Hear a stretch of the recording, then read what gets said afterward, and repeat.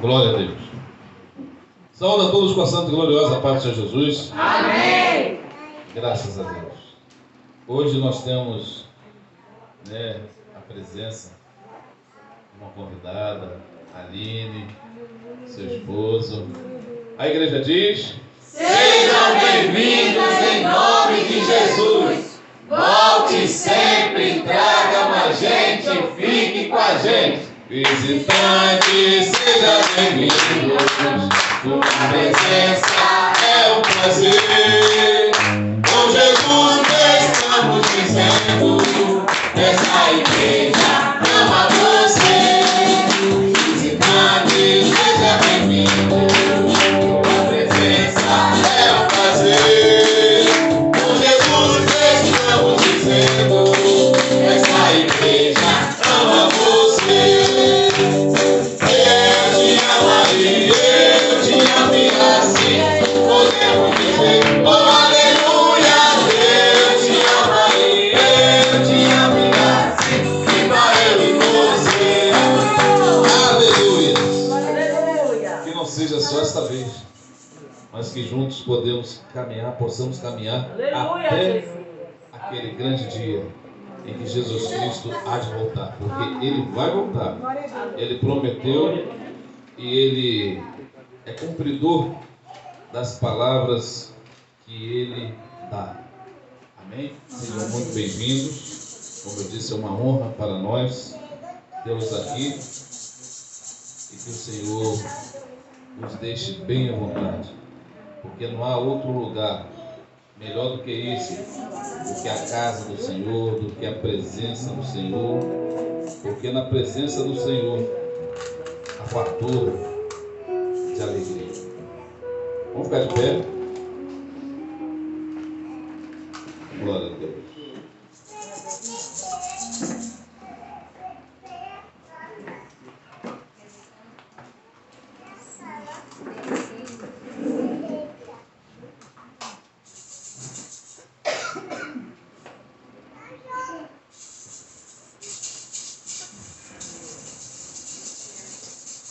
Eu vou ler aqui, depois eu digo para vocês. Amém?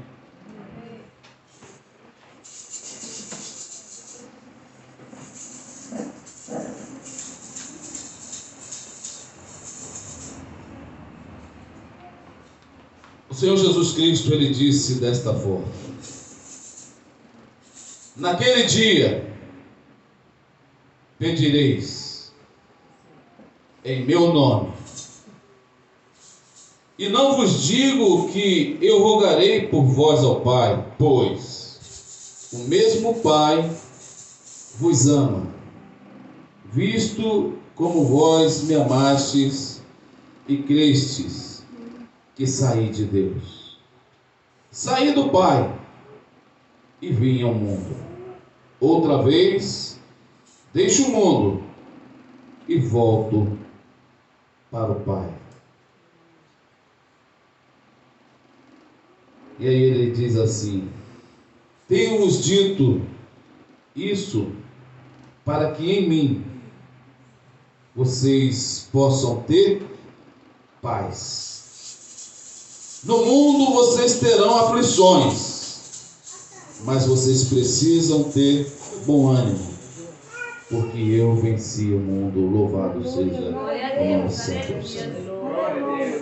Senhor nosso Deus e Pai, nós te glorificamos, nós lhe bendizemos pelo teu amor, pela tua graça, pela tua rica, santa e infinita misericórdia. Obrigado por esta palavra que agora nos é dada, Senhor, e que possamos, como boa terra, recebê-la bem, e que assim, Senhor, possa a tua palavra em cada um de nós, e aonde ela chegar, ela possa produzir frutos a 100 por 1. Que de forma alguma volte a tua palavra vazia, mas antes cumpre em cada vida o propósito pela qual lhe apraz, Senhor. Nós oramos em nome de Jesus. Amém. Vamos estar sentados e sentadas. A palavra que nós lemos foi no Evangelho de João.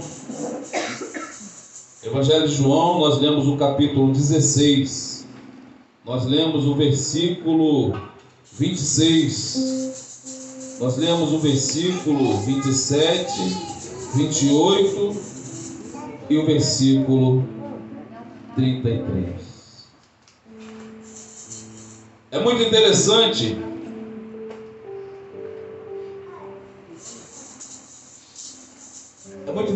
a palavra que o Senhor Jesus Cristo Ele dá ali para os seus discípulos, e não é somente os seus discípulos, mas essa palavra Ele dá para quem? Para a sua igreja. E aí eu pergunto para você, você é igreja do Senhor Jesus? Sim ou não? Sim. Se você é igreja do Senhor Jesus, essa palavra Jesus dá também para você. É uma palavra dada pelo próprio Salvador, o Filho de Deus, aquele que entregou a si mesmo para nos salvar de uma condenação eterna, de uma condenação que foi estabelecida para vir sobre o mundo inteiro. Mas aquele que estiver em Cristo, aqueles que estiverem em Cristo serão salvos.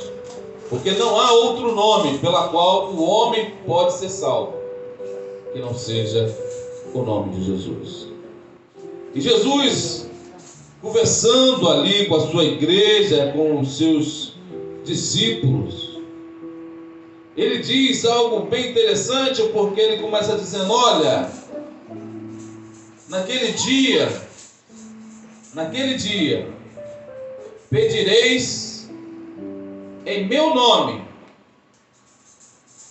e não vos digo que eu rogarei por vós ao Pai. O que ele diz? Jesus está à direita do Pai. Ele fala que ia chegar um tempo em que ele iria voltar para o Pai, e a oração da igreja, a oração dos seus servos, seria feita a Deus.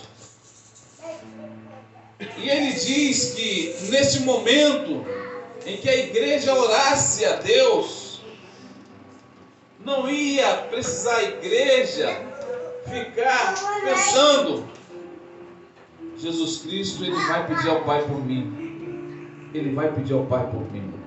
Olha o que Jesus fala. Isso nos dá uma segurança tão grande e um incentivo também muito grande para nós nos achegarmos ao Pai e orarmos a Deus. Veja, Jesus Cristo Ele está falando, porque naquele momento em que os homens estavam ali e Cristo estava ali junto com a igreja, eles chegavam normalmente a Cristo para pedir tudo, não era isso? Todos chegavam a Jesus para pedir. E certamente o Senhor, Ele disse que Ele não fazia nada sem que o Pai dissesse para Ele fazer.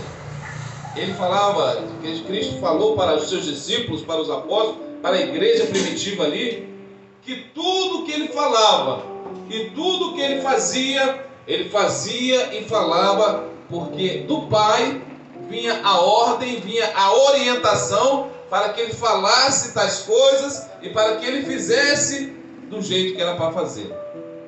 Cristo Ele deixa bem claro que Ele não fez a sua vontade.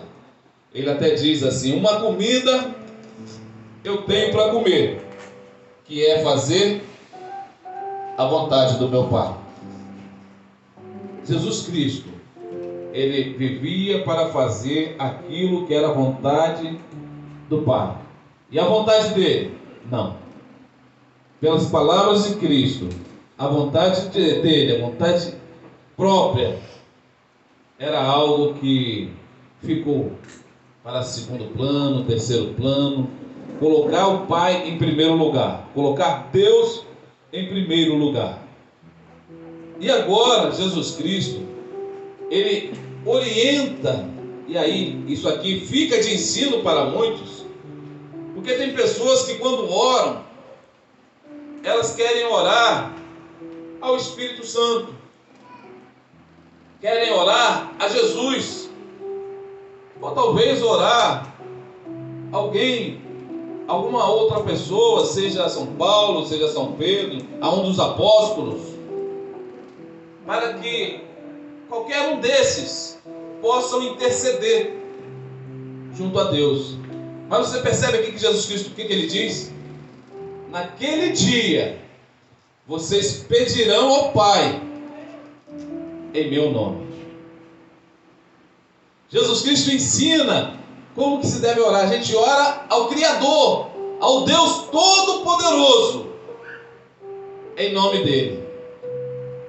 E ele diz ainda: e vocês não esperem, não fiquem pensando que eu vou rogar ao Pai por vocês. Não!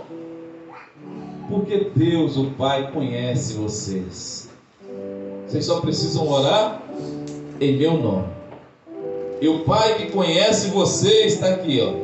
Pois o mesmo Pai vos ama, visto como vocês me amam e creste que eu saí de Deus, assim também Ele vos ama. Está entendendo?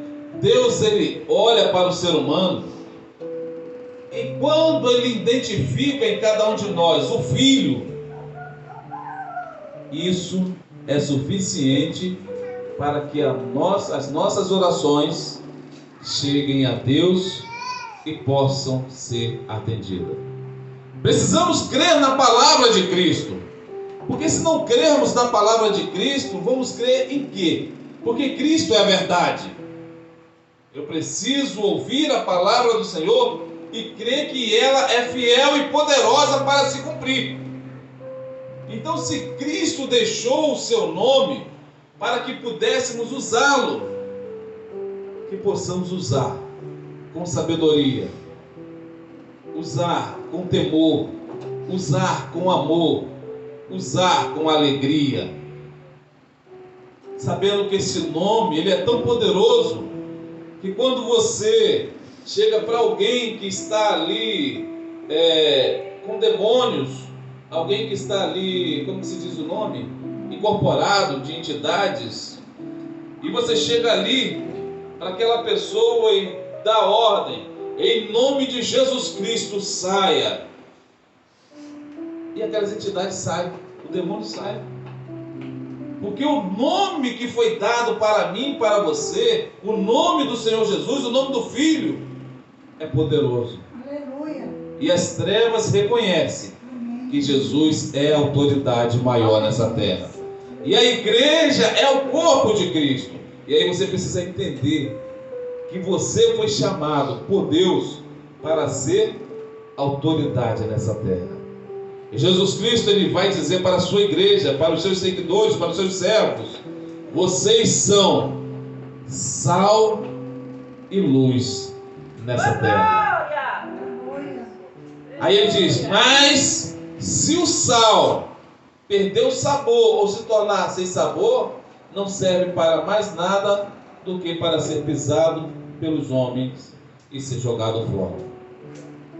Então o Senhor fala que o sabor, a essência de Cristo, o vigor do Espírito Santo, a alegria do Senhor precisa estar presente em nossas vidas.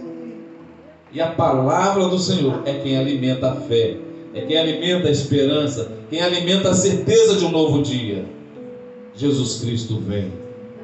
O melhor está por vir. O melhor está por vir. O fim de todas as coisas está chegando.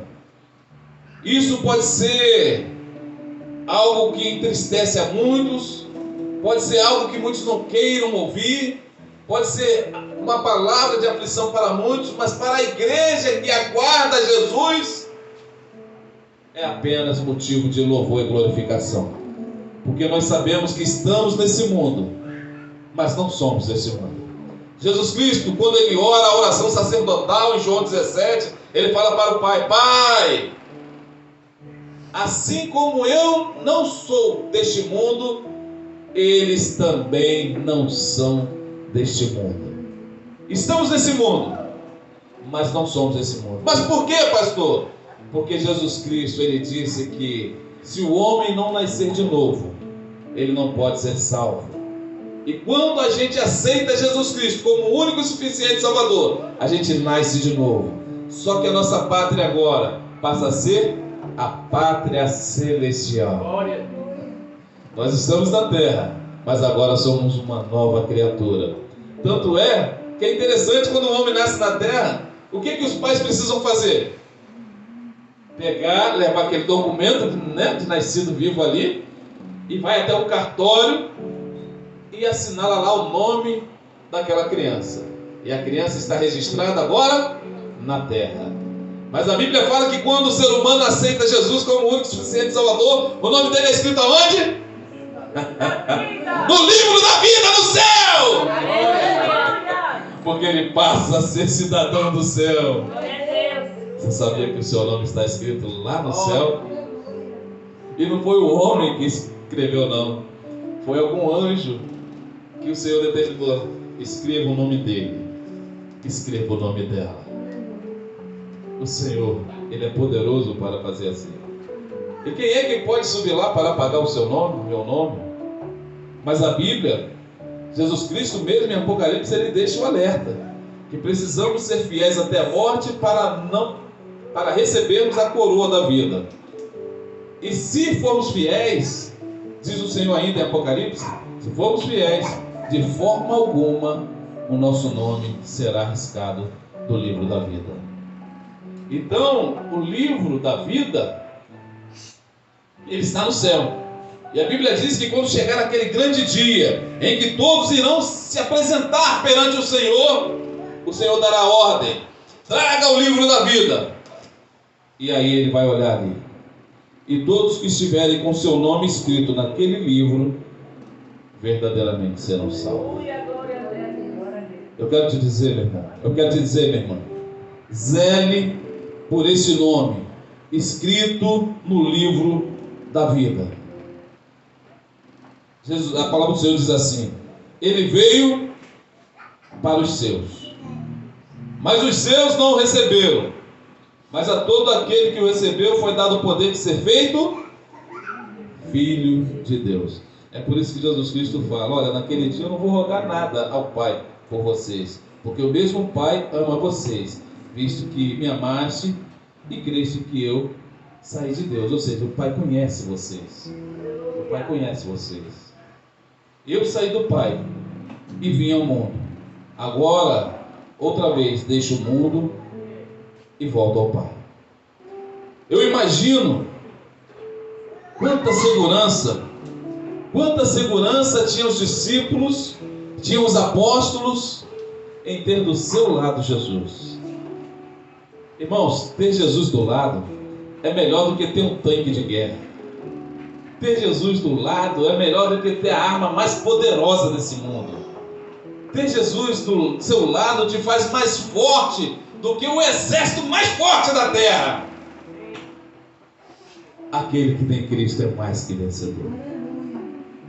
Jesus Cristo,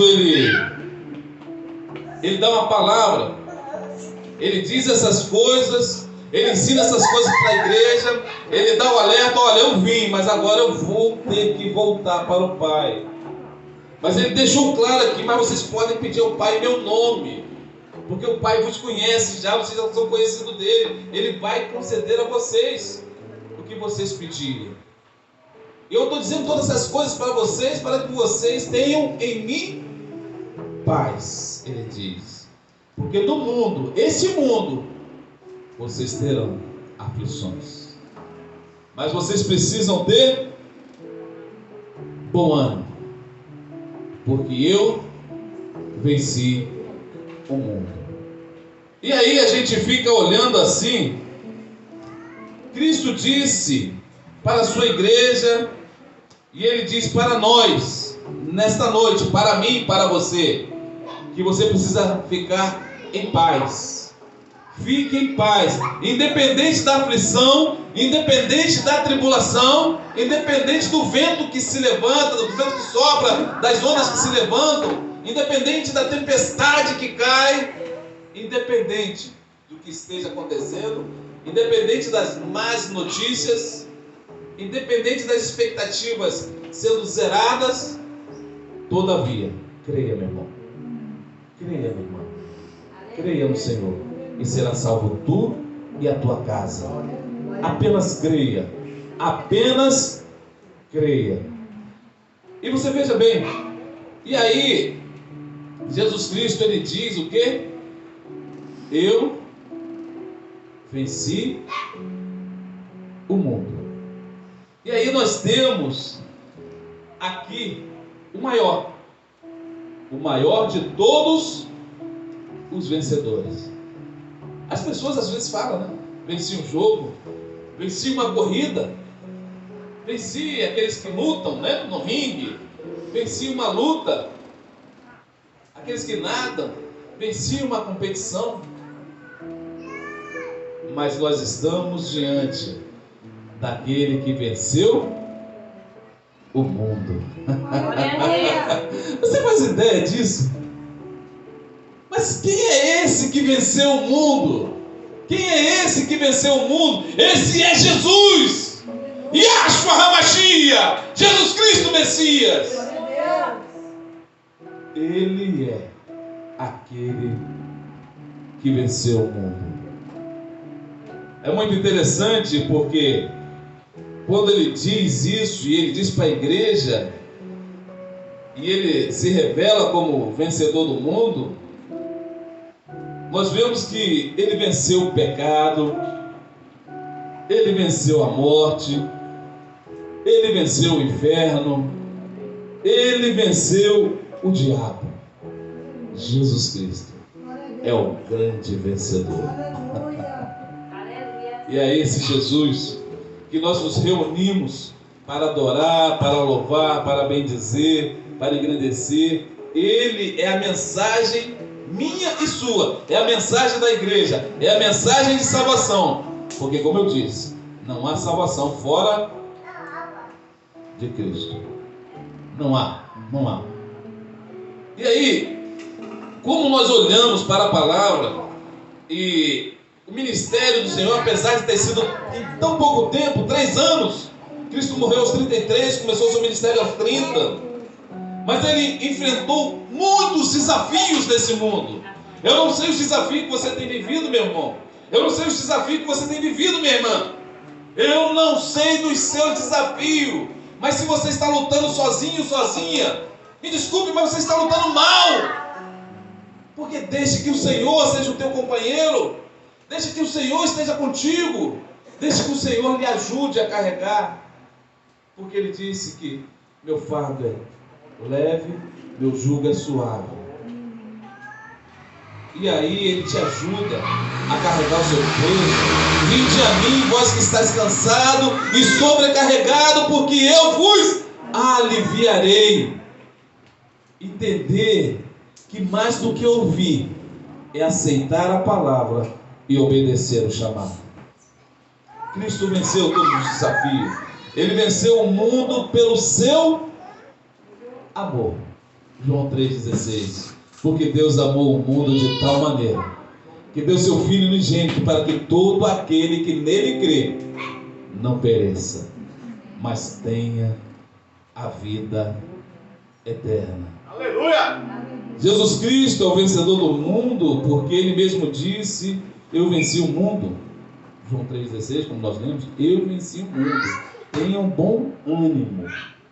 Jesus, Ele é vencedor do pecado, porque Ele mesmo disse: quem dentre vós consegue ou é capaz de me convencer do pecado? Lá em João 8,46 ele diz isso.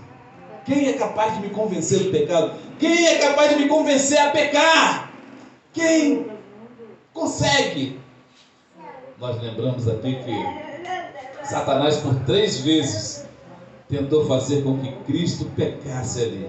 E o próprio ser humano, que desperta a ira de tantas pessoas, certamente tantas vezes despertaram a ira do Senhor.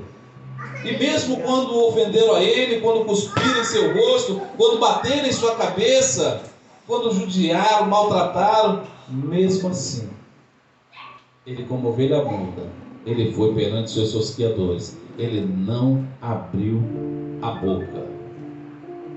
Esse é o nosso Jesus. Jesus, ele é vencedor da morte porque ele mesmo disse: eu sou a ressurreição e a vida. Quem crê em mim, ainda que esteja morto, viverá novamente.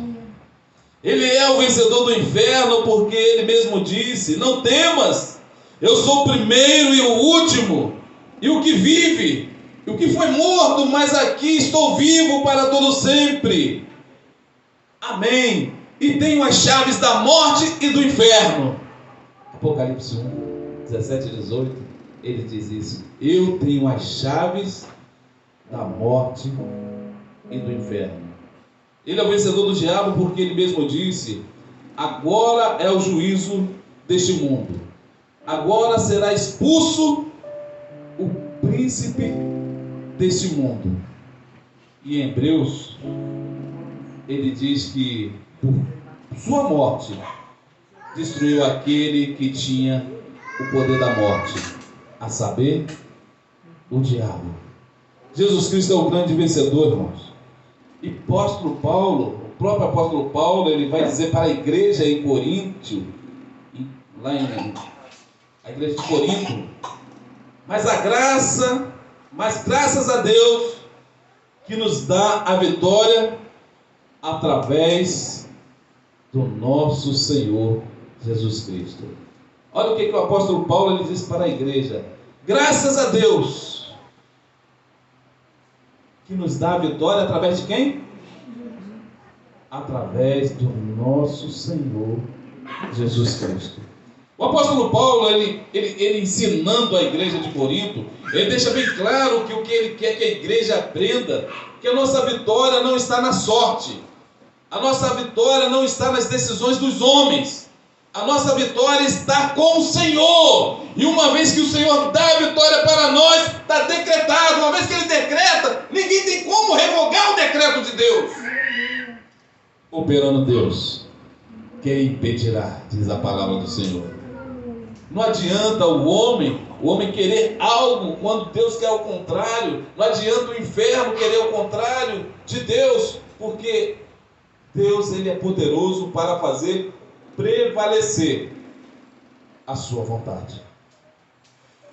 E precisamos crer na palavra do Senhor. E aí a pergunta que fica é: realmente Cristo, ele é mais que vencedor? Cristo é vencedor.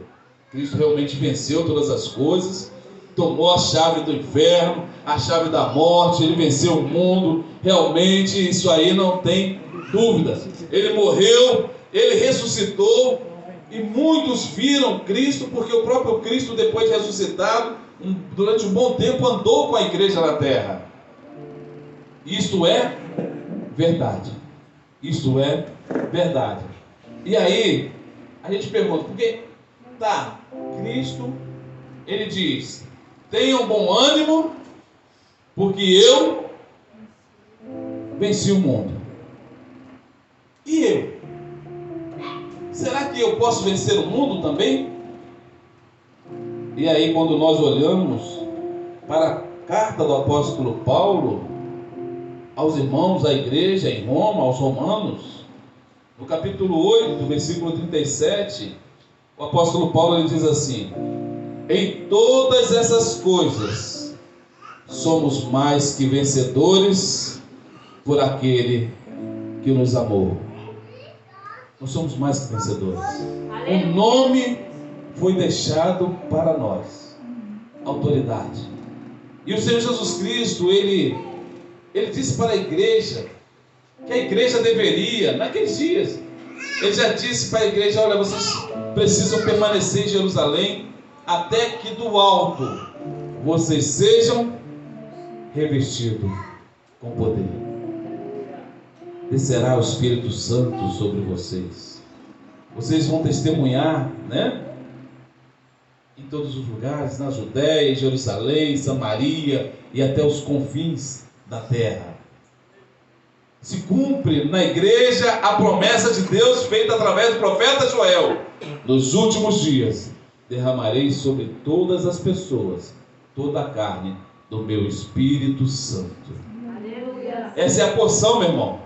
Essa é a porção, minha irmã, que você tem direito da parte de Deus, porque Ele é quem deu esse direito. Quem dá esse direito? É o homem? Não é o pastor, não é padre, não é uma academia teológica, não. É o próprio Senhor. Ele é quem batiza, segundo João Batista, Ele é quem batiza com o Espírito Santo e com fogo. E essa porção é dada pelo Senhor, para que possamos também vencermos o mundo. A pergunta que eu faço para você nesta hora é: como estão as lutas na sua vida? Nós sabemos que Jesus Cristo é o nosso campeão. Ele é o nosso grande vencedor.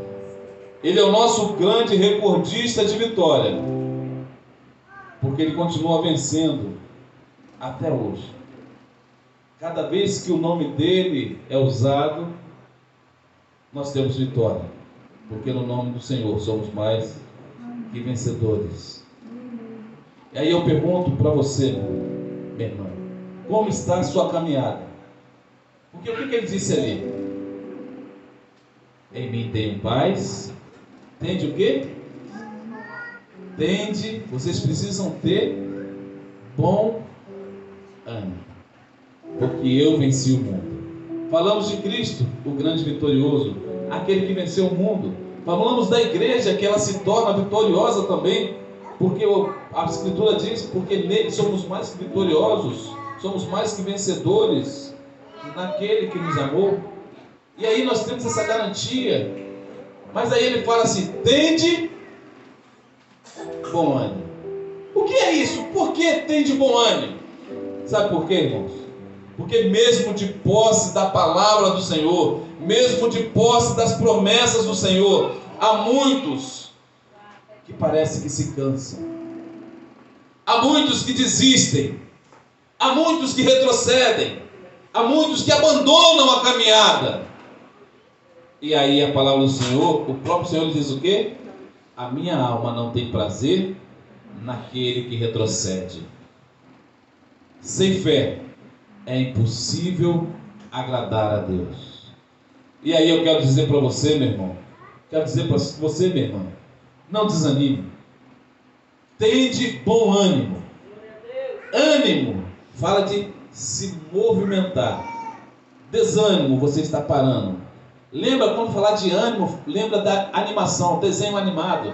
O desenho, você faz um desenho, ele é parado, não é isso? Mas quando aquele desenho que você fez, ele começa a se mexer, isso se chama animação. Ele está se mexendo, ele está se movimentando. Então, tende o bom ânimo. O ânimo para fazer a coisa certa. Ele diz bom ânimo. Se ele fala bom ânimo, existe o mau ânimo. Tem pessoas que se mexem para fazer a loucura da sua vida. Tem pessoas que se mexem para fazer o que é errado. Mas tem pessoas que desanimam e param. Tem pessoas que entram em depressão. Tem pessoas que acham que é o fim. Mas Jesus lhe diz essa noite para você: tenha bom ânimo, porque eu venci o mundo. A nossa vitória está nele. Não precisamos parar, não precisamos desanimar, não precisamos nos esconder, não precisamos ter medo de nada, porque nele somos mais que vencedores. Tende bom ânimo, eu venci o mundo. Nele, em Cristo, podemos vencer todas as coisas, porque ninguém há que seja maior do que o nosso Senhor. Amém? Amém. Vamos louvar? Aleluia. Glória a Deus. Glória a Deus.